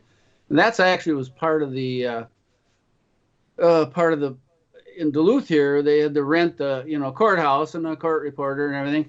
And so I'm telling this judge from New York City that no, I make cover scent so deer hunters can shoot because deer are a pest. He's going, well, deer aren't pests. Yeah, they're probably one of the biggest pests in the country. Yeah. They jump in front of your car and kill you. They damage your gardens, and the DNR manages their population. When they get too high, they manage it because they're a pest and they damage things. So they'll let the hunters shoot more. He's from inner city New York. He had no conception, but he listened. He would go, oh, okay. Mm-hmm. Well, you're absolutely correct. They really are a pest. I mean, most of us, you only need to drive down the interstate and count the deer carcasses on the side of the road to see how big of a pest they are. Oh yeah, the damage they do. Yeah. Mm-hmm. It's just horrible, and not only to cars but people too. Yeah. So, Greg, are there any smells that create fear in people? In people, yeah, because people give off, and I guess I'm thinking of some of the research that was done on that. I mean, you could come up with something that's a bad smell, and so, but there is that's a learned in humans. That's more learned that it's a fear, because what they did is took odors from men in T-shirts again. And they had these women smell this T-shirt while they were watching a video showing an assault. Okay, and the assault on the video happened, and now they take that T-shirt away. And some of the other women, they would show just a normal video, a happy video, and they're smelling the same thing, but it was different women. And so when they smelled that again, they were very fearful because it's associated with the video of the assault. So certain things we have a learning where, and that's for our survival. The smell of something that has hurt you, you're going to stay away from. Most people have this, a lot of people have this experience. Okay, when you're young, you're drinking, you're going out drinking some of the first times, alcohol. Okay, and so you got one guy gets sick on whiskey and vomits and gets a hangover. Oh man, that's bad. And the other guy gets sick on gin and he's vomiting and sick. And now a week later, you ask them, here, you want a whiskey? Oh no, but I'll drink some of that gin. Yes, the other guy, you want a gin and tonic? Oh God, that gin is horrible, but this whiskey's okay. Yeah. Well, and it was the smell. It's not, the alcohol's the same. It's ethanol. Yeah. The drug that actually made him sick, but it was the smell that's just, and it was the smell of the dog. The memory of the old saying, sticks in the limbic system for a long time, like your entire life. Because if you eat, I mean, that's our survival back through evolution. If you eat some berries or something that made you violently sick, you better not eat that again. Or a meat that was rotten or whatever it is. Yeah. And now that's it for the rest of your life. You don't like that. And I think a lot of people probably have had that experience where they have an odor that they don't like at all, where it doesn't bother other people because it's associated with something bad. Most people have the alcohol. Yeah. Like the alcohol, the dog that bit you, but foods too. But yes, Doug, sorry about that. So, well, no, I'm looking at the clock going, oh my God, this is going quick. It is, isn't it? 50 more questions I wanted to ask. Lickety split here. We only have a half hour left. Okay, so people keep saying that when they get COVID, they're losing their sense of smell. Can you explain what the heck is going on with that? Oh, yeah, they're really jumping in the research on that because, sometimes it's the first symptom. They're asymptomatic other than the loss of the sense of smell, but then they do the PCR test and they're positive. They do have COVID, and sometimes it's the only symptom they ever had. It's the loss of the sense of smell. And so they're doing a lot of research because they want to find out how does that virus, COVID virus, get inside your cell. And so in the olfactory organ, what it appears to be, and it happens pretty fast, and then when you get better, your sense of smell comes back pretty good. This is with COVID. Okay, and so what they found is that there's something called the angiotensin. Well, I don't want to get too far into the chemistry of it, but it has to do with an angiotensin system, which is similar to the high blood pressure medicines and things. But anyway, the COVID doesn't go right into the neuron. It doesn't go into the olfactory neuron and damage it, which then you'd have maybe a permanent smell problem. But it hits the supportive cells and structures around the neuron, and so it damages those. And so that damage gets repaired pretty quickly. But they want to find out what's getting the spikes on this COVID to get inside the cell, and so that's something to do research on for future knowledge of how to combat the thing.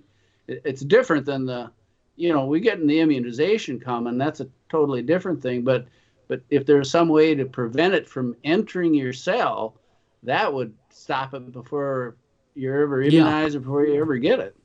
It's interesting. I mean, because that's going to affect your food, and the food isn't going to taste as good, which really makes no sense to me. Why do you need to smell it to taste it? But yeah, well, and part of that is the sense of smell really does go with taste, because when you put something in your mouth and chew it, some of those odor molecules go back up through your palate up into your nose again, and you're smelling it. So it really is a part, because you lose your sense of smell, taste changes. It does. Don't taste the same. Yeah, it's crazy. Like when you get a cold, you don't want to eat because you can't taste your food. Everything tastes like cardboard. Well, that's part of what you have to tease out from this COVID too, because just getting stuffy nose is going to affect your smell. So it's a little different than the actual virus attacking your olfactory epithelium. So can insects smell really, really good too? Oh, yeah. They're great. They're using a lot, and they've really done the research on them finding the pheromones. Yeah, moths are one of the better ones, and their organ isn't internal. The moth, you see their big antenna, big fluffy, it looks like a big feather sticking out of there. That's their olfactory organ. That's how they're picking up odor molecules. That's interesting. And almost all insects have those antennae sticking out, and they can pick up almost one molecule at a time.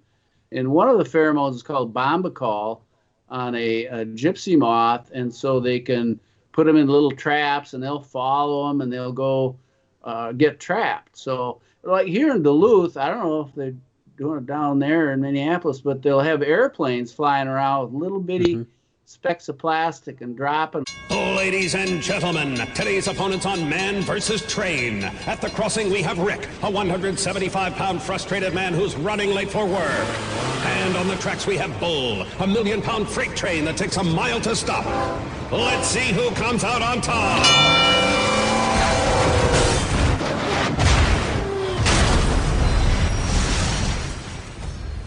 You can't beat a train, so don't try. Stop. Trains can't. Paid for by NHTSA. Whatever you're funny, Peacock's got it exclusively. Stream classic sitcoms like The Office, Parks and Recreation, and 2.5 Men. Plus, catch Peacock original comedies like AP Bio and Saved by the Bell. For all your exclusive comedy faves, go to peacocktv.com and get started. Are they doing that up where you guys live? But anyway, they're doing it up here as well. It confuses the heck out of them, and they don't know where to find the tree that or the mating. And that's the pheromone, and that's because they're so sensitive, and it doesn't hurt people because it's just an odor, and it's just few molecules at a time. It sticks. You can see it's stuck on your car a little bit, tiny little flakes. I've never heard of this. Oh yeah. They drop them. They go in a grid with airplanes. Yep. Yeah, they were just just last summer. I saw them doing that as well. They're still doing it. I suppose. It works. Well, yeah, what do you? It does work. Pellets flying out of an airplane. No, it just a little flake. It looks like a little it's 1 just millimeter a little plastic flake. It's not plastic. Yeah, just a little flake coming down through there. Just a little flake. Just a little flake, kind of like dandruff. Okay. That's the method for the best mosquito repellent is DEET. And DEET it's an odor thing. It doesn't repel them. What it does, when they smell it, it messes up their navigation system, so they don't get repelled away. What they do is they start flying in circles. They're all whacked out, and so they can't fly on you. They can't find you. They're just, you can see them sometimes, the boundary water especially. There'll be a whole group of them buzzed out a couple feet away from your head if you got a lot of DEET on. You're getting them high, is what you're saying. Circle. You're getting them high, is what you're saying. Well, confused. They screwed up their GPS and their gyroscope. Well, what about like meat-eating wasps? You know, wasps that the nasty things. Meat-eating bees and they would they would key in on whatever their food is. Well, that's a new thing. Is they've got I forget what they call it. They call it the wasp tunnel, and so it's a method for determining smell. Like you use dogs, you can train dog to a certain smell. Well, they train dogs for getting drugs at the airport, right? And they work really well, but they're trained to one smell, cocaine, and they can sniff that out. But you can't retrain them to other stuff very easily. You can't untrain them. But these wasps, you take 10 wasps, you get a little pinhole like in a PVC pipe, and you train them to know that this odor is coming through there. All these wasps go right around this little pinhole, and they're gathered there because they know they had gotten some food when they smelled that smell. And now you know that molecule is coming through that pinhole, and you don't have to retrain them. That's all. They can't be retrained either, but they're wasps. So you're done with the test. You let them go. You train some more. They get trained within 10 minutes. Yeah. So it's a whole deal of a olfactory testing. They're a lot cheaper than dogs. It's not easy testing. People think they could use high pressure liquid chromatography, and that's just pretty crude. I mean, that's why they still use panels of humans to determine odors for perfumes or for food or for anything else. They'll have a panel, and that's what they're doing with the COVID. I mean, that's an important thing. Actually, there's this. I'm a member of this now. Here's something interesting for your listeners: it's called the Global Chemosensory Consortium. And what it is, it's specifically set up for doing the odor research on COVID. And you can either have been sick or not sick with it, or with the flu, or totally healthy. But you go to their website, and it takes about 5-10 minutes, and you take this odor questionnaire, and they're trying to determine odor. And they'll ask you, what you smell. You don't have. It can be anonymous. You don't have to give them your name or email or anything, but you could if you want to be part of it. But it's crowdsourced information, and they've got something like 30,000 people already. But then they tell you to go take a normal thing out of your pantry, like some peanut butter or something, and then smell that. And it's specific things that you do. Like I said, it maybe takes 10 minutes. But all that stuff is then encoded and sent in on their website. So, wow. I just keep learning new stuff. Yeah, right? Yeah, and that thing just started, and it's 700 scientists from around the world have all gotten together saying, hey, we got to get, it's kind of how we got together, industry and government with this warp speed immunization is not everybody's at each other's throats trying to make money. We're trying to beat this horrible COVID. Yeah.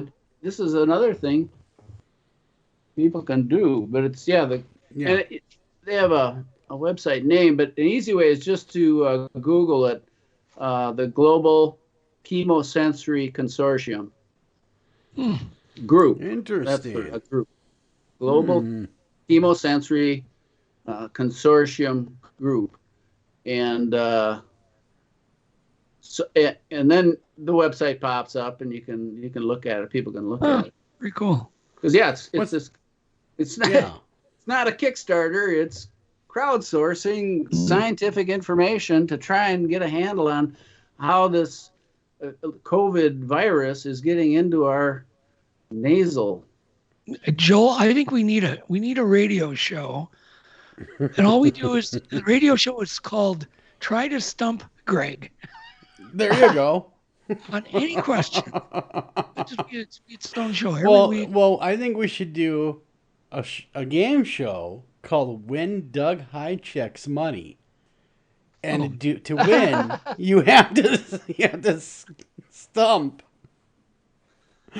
Greg. That'd be good. I'll sign up.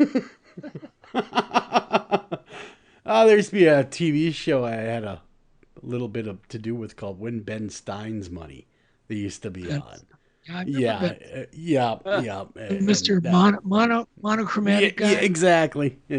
So, yeah, kind of the same thing going on. If Ben Stein lost, he had to pay you. Okay, I have to give some examples of Greg just to kind of give you some perspective on him. Sure.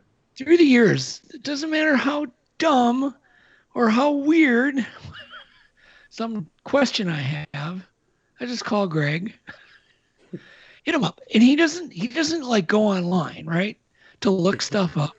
He just gives me an answer. He just knows.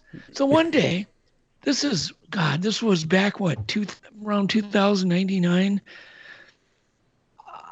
I was going to go on the Skookum expedition, right?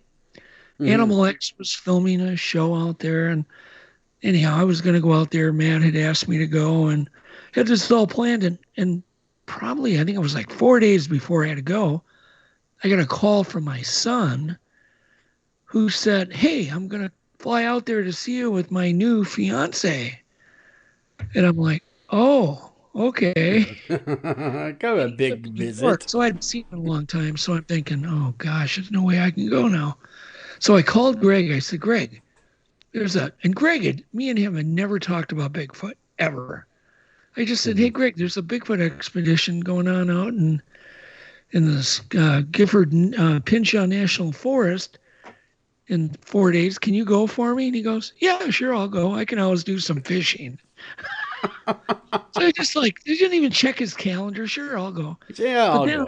I go, but there's two parts to this question.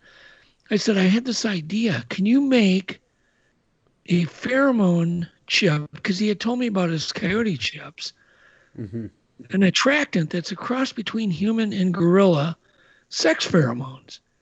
And he goes, yeah, sure I can. He goes, I should have the ingredients in my basement. And I'm like, what? I'd be saying, why you keep that stuff on hand? I'll work on that tonight. I'll call you tomorrow. That was a true story. And then he flies out there, and he ends up coming back and being part of a team that gets probably the best physical evidence ever of a Bigfoot in history. Really? Using his sex pheromone chip. Now, I didn't develop it. It was just a dumb Dougie idea. But Greg, just, sure, no casual. Yeah. I'll do it. Anyway, Greg, am I exaggerating? No, I use some of those same chips I use for Predex for the lambs and calves. But blank ones. Impregnated them. No, blank ones. Impregnated. But I'm not exaggerating, am I? No, it worked. We still sell them. We've got a website. It's called SasquatchPheromone.com. My You God. can buy them because a lot of the Sasquatch researchers buy them to use in front of their camera traps and everything. But it was pretty amazing. That was, I wasn't a true believer. I'd fished steelhead out there a long time, heard all the stories, and so part of it was, Doug, you said, yeah, you go out there, it's by Mount Adams, and the Lewis River's there, and he said, well, I guess we search for this Sasquatch at night and put those out, but then during the day I could fish for salmon. Oh, sure. Perfect trip. Fishing trip. What more do you want? Yeah. But then it was scary. We had one scream at us. There was about 10 of us there in the expedition, and they have these big loudspeakers, and they're putting out the screams of Sasquatch and listening. One about 100 yards away just let out 3 bellers, just screams, and it was like nothing I'd ever heard. It was shaking your pants. And I was with this Coast Guard guy. We were up on this mountain, just the two of us. I had a night vision camera, but we both had pistols, and he goes, geez, did you hear that? I could hear it. It about knocked us over. Other people heard it miles away. But anyway, he said, well, you got the 44 Magnum, so you shoot them. I only got a 45. He said, we're not shooting them. We're getting a picture of them, Right. Wow. So, but then it was the next day, we got that side imprint of an unknown 8-foot primate that laid down in a mud hole where we put some fruit, and there was the pheromone chips in the tree, and it's called the Skookum cast. And it's, on the internet all over. Skookum body cast. Yep. Man. But literally, world-renowned anthropologists, anatomists looked at this, and there wasn't one of them that could deny what it was. In fact, Dr. Darius Swindler, he literally, after examining it for a month for Legend Meets Science, he darn near teared up because he said there's a detail in the Achilles tendon that only I knew about in determining the weight. It was really interesting. He said this thing weighs, whoever made this cast weighed about 800 pounds. Wow. So that is a big animal. And even the Esteban Sarmiento, one of the premier primatologist too, was looking at it and going, well, we need some more research, for modern science to determine that we actually need some genetic material, some blood, tissue, or a dead body to really have modern science say it. But boy, it's just an unusual phenomenon for sure. Well, it's the entire lower part of the body, including the heels, buttocks, thighs, forearm, wrist, elbow. This thing still has a lot more to tell researchers, this cast. The story is not given up the entire story yet. But so Greg, really congratulations on that. And the fact I couldn't be there, thank you. Thanks. But it was also his story of him coming back with the story of his pants vibrating that got me thinking about infrasound. That started really the big infrasound craze. Was Greg's story on his pants vibrating like, the base of somebody's subwoofer. Yeah, because infrasound causes pressure more than high pitch. Lower pitch. Yeah, anything below 20 hertz, 20 cycles per second. And in fact, the military started using that 6 cycles per second as a weapon. But as a big Helmholtz transmitter, they'd have to carry it on the back of a pickup truck. Yeah. And what it would do to the enemy when they set it off with this infrasound was all the enemy would defecate in their pants at once. Yep. Yeah, I watched. So that would mess up an army. Jeez. The problem is there was no way to make the operators immune from it. They would get it too. So it never got into a full weapon. But elephants communicate with infrasound, stomping on the ground. We're miles away. They can hear each other. So it's a whole area of research that's real interesting. But they're well known for having their odor too. What do you think is with that? Because it seems from all the stories, including personal experiences, that they can, I wouldn't say direct the smell, but they can turn it on and off. What are your thoughts on that? Yeah, I don't. I stumped Greg. I stumped Greg. Well, I guess I haven't had any experience with that, turning it on or off. I know when they're around, they smell. That was one of my ideas, to really track down a Sasquatch, is to train a bear dog, hound dog, through the scent of a Sasquatch, and then get out there and follow them, follow the dogs on horseback, and just track them down. But that didn't. Then you've ruined a $2,000 dog because you couldn't get him out. You know, that's a pretty niche thing for a dog. Yeah, but doctor, well, I mean, there are other primates though that use scent. The ring-tailed lemur has scent glands all around on its body, on its forearm. It's got a little spur, and it'll scratch on a tree and then put the scent in there.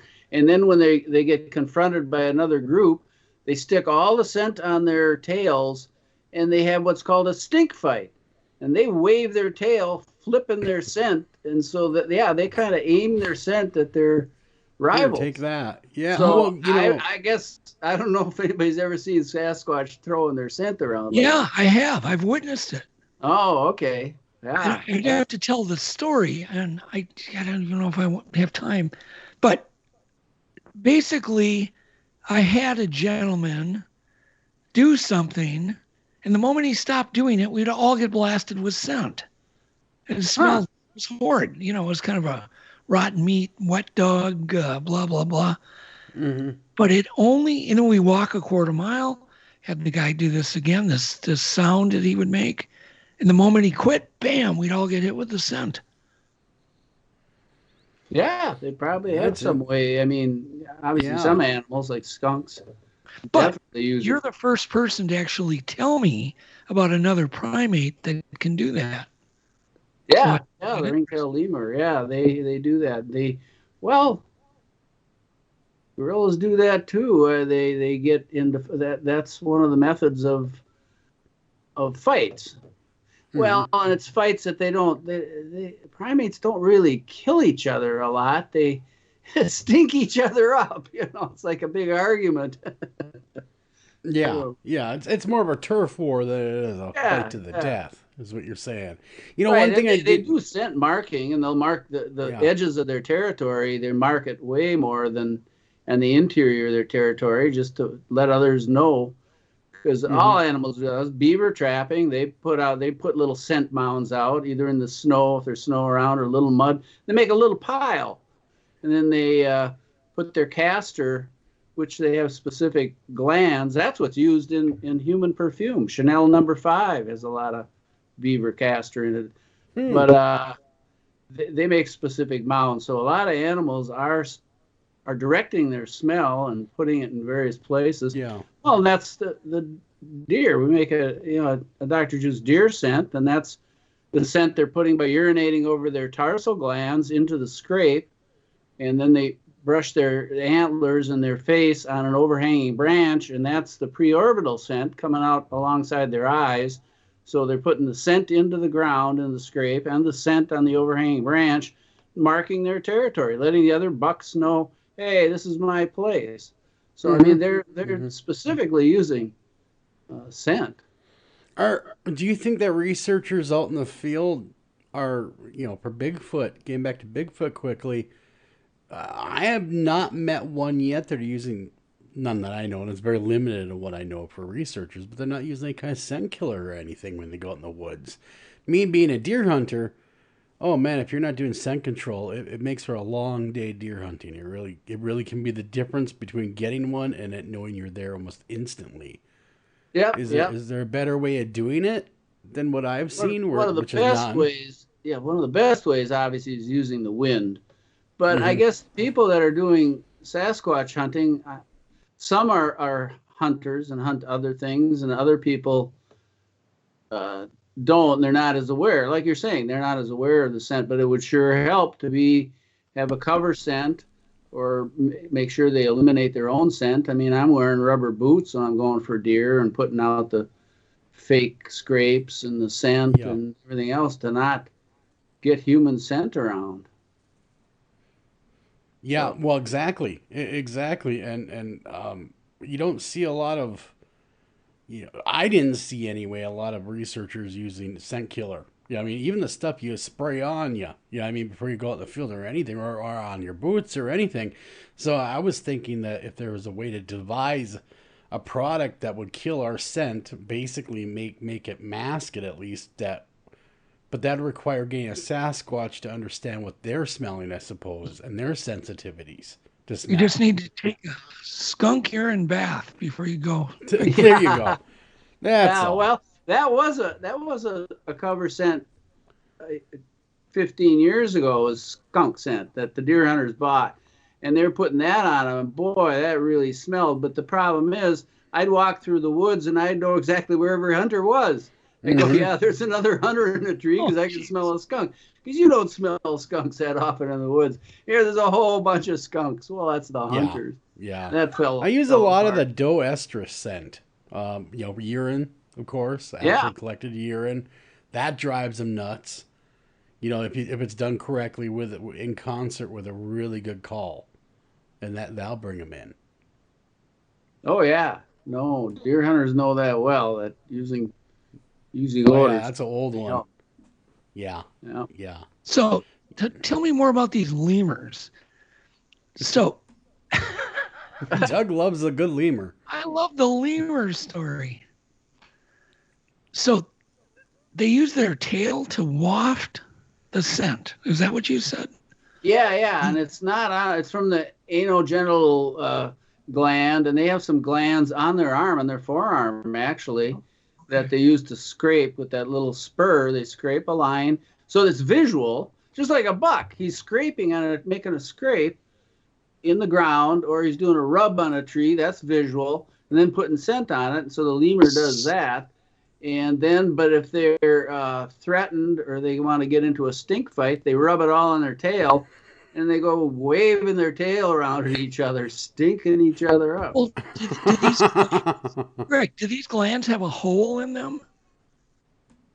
Well, not really a hole, but they have sebaceous apocrine glands, and that secrete the odor into the outside. Well, actually, a lot of people don't realize the white-tailed deer have that too, called the metatarsal. The tarsal is between the hind legs. Everybody sees that, the brown. Mm-hmm. That's what they urinate on. But on the forelegs, the lower leg, they have a black organ called the metatarsal, and it's surrounded by white hair, and they can pump hot blood through it. It's called anastomosis. When they're fearful, when they're scared, they pump a bunch of blood through there, and it heats it up.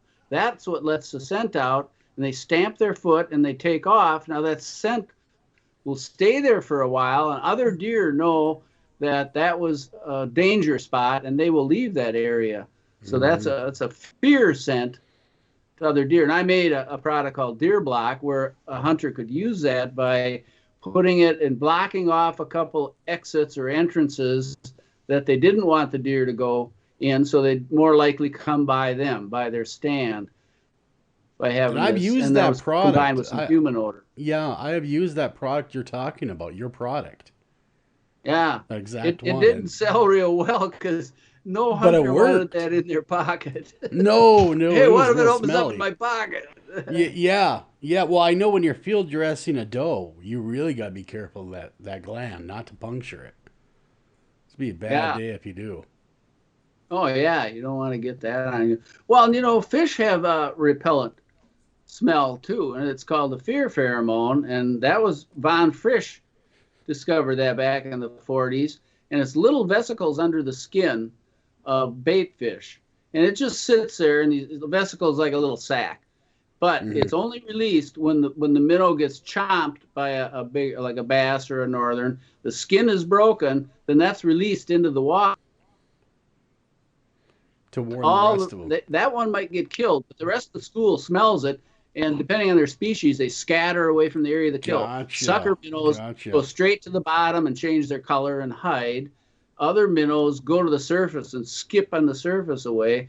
But they all are very fearful of that, and that's been pretty well researched as far as the fear pheromone. But we use that in the Dr. Juice fish scent because a predator, we don't care about the bait fish. The predator fish know that that's an area where something's been eaten, and that's where they want to go. And that's our other scent. Caramone scent and shrimp scent have something called DMS, dimethyl sulfide, and that's a whole nother deal too, where it actually helps stop global warming. Some of that, we got some YouTube things on the Dr. Juice YouTube site explaining that one smells good, actually. That actually smells good. It smells like the ocean, Joel. Oh yeah, it smells like the ocean. Well, what it is, it's the smell. It's inside of zooplankton, and so all kinds of people don't think most birds can't smell real well, but some birds do. The shearwaters out in the ocean or penguins, they follow this odor of this dimethyl sulfide or DMS because what it is, it's not the minnows they're going to eat.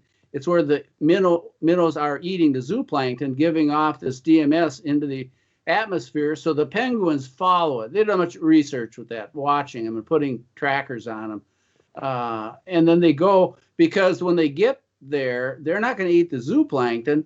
They want to get to where the pilchards or the sardines or anchovies are all eating the zooplankton, because then they eat the minnows.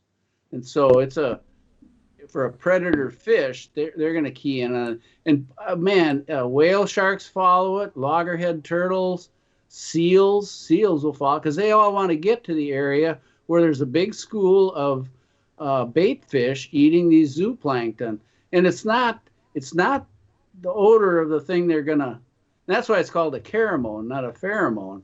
It's an odor given off that affects somebody, but it's not for their same species. It's for a different species. It'd be like a human. One thing I think of is that if a human, let's say, wants to get some rabbits to eat, okay, and let's say the rabbits don't give off much of a smell. But let's say a human was really good smeller and could smell the bark of a lilac tree.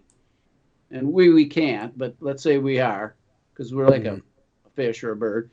And anyway, you're walking around in the woods, and you smell a couple hundred yards away, you smell, hey, I smell a lilac bark being chewed on. You're not smelling the rabbit. You're smelling, he's been chewing on. You go over there to where all this lilac bushes have been being chewed, and sure enough, here's a group of rabbits. You pull up your shotgun and get a brace of rabbits. Wow. So it's and you never Doctor, smelled the rabbit, and you didn't see him till you got there, but you smelled what they were eating. Yeah, exactly. Makes complete sense. Unfortunately, we're out of time. So is there any websites out there you'd like people to visit, and how they can get hold of your company and order stuff up, all that kind of good stuff? Oh yeah, well my sons have really taken over. It's Aaron Larson and Jacob Tout have taken over, and they're doing a bunch of the social media. So yeah, we have Facebook, and it's all Dr. Juice USA. So our website's drjuiceusa.com, and it's Dr. Juice on Facebook and Instagram, and I think it's on the show notes, the actual links to it, and our YouTube channel, all kinds of YouTubes that I've done. Some of it's called Juice TV, and it explains this claw hypothesis, why this DMS given off by zooplankton goes into the air, creates clouds, and helps cool the ocean. And so there's a homeostasis that keeps the oceans at a normal temperature. And so it's a major thing, not just for finding where the fish are. Most ocean fishermen know they've got big radars and telescope trying to find out where the birds are gathering. Well, they're gathering there because the birds smelled the zooplankton being eaten, and where that is, there's the bait fish. There it is. Well, thanks a ton for coming on the show. Stuff on the website. So Dr. Juice USA will get you. Check it all out. Order the stuff up. It really does work. And thanks a ton for coming on, Greg, and discussing all this with us. Very, very fascinating stuff. Till next time, guys, take care of each other, love each other, and, smell a few things. They're going to find out well we actually can smell. 10, 9, 8. Ignition sequence has started. 6, 5, 4, 3, 2, 1, 0. No matter your role, your work at Baxter makes a positive impact on people around the world. This couldn't be more true for our CDL drivers, who literally deliver life-saving and sustaining products directly into people's homes. Are you a qualified Class B CDL driver looking to do work that matters? Baxter offers world-class benefits beginning day one. To learn more, visit us at jobs.baxter.com/CDL or call us at 866-447-4471. Baxter, where your purpose accelerates our mission.